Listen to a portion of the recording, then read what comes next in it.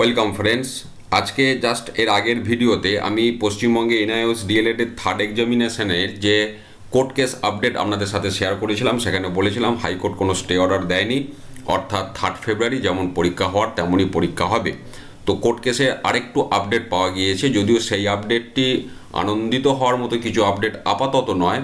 তো আমরা আগে একটু খবরটি দেখে নিই। এটাই ইনাডু বাংলাতে যে খবরটি প্রকাশিত হয়েছে। দেখুন, পশ্চিমবঙ্গের ডিএলএড পরীক্ষা কেন বাতিল, রিপোর্ট চাইল হাইকোর্ট।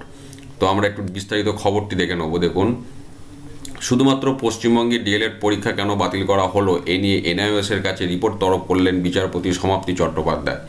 প্রশ্ন ফাঁস হওয়ার জন্য যে 506 ও 507-এর পরীক্ষা দুটি বাতিল করা হয়েছিল, সেই দুটি পরীক্ষায় 3 ফেব্রুয়ারি নেওয়া হবে বলে জানিয়েছে এনআইওএস।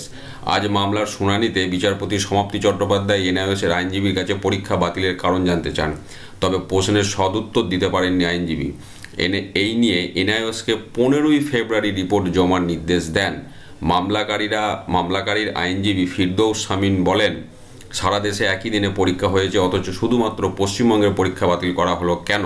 এর পিছনে নিশ্চয়ই যুক্তি থাকবে, সেটাই জানতে চেয়েছে হাইকোর্ট।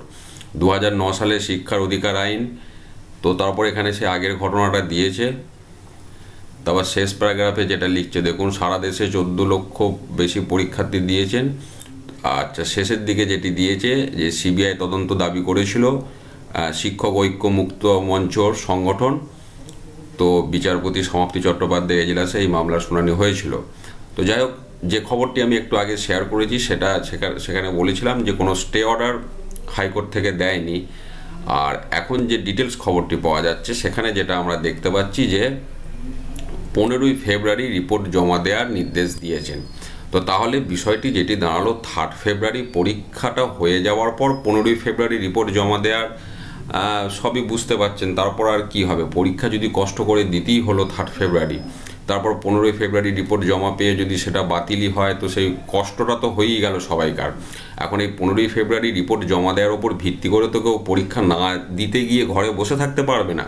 অর্থাৎ যে কথা আমি আগে বলেছিলাম, যেহেতু স্টে অর্ডার দেয়নি বা যে খবর পাওয়া যাচ্ছে তাতে করে পরীক্ষা বাতিল বা পরীক্ষা হবে না এই সংক্রান্ত কোনো বিষয় কিন্তু হাইকোর্ট থেকে জানায়নি।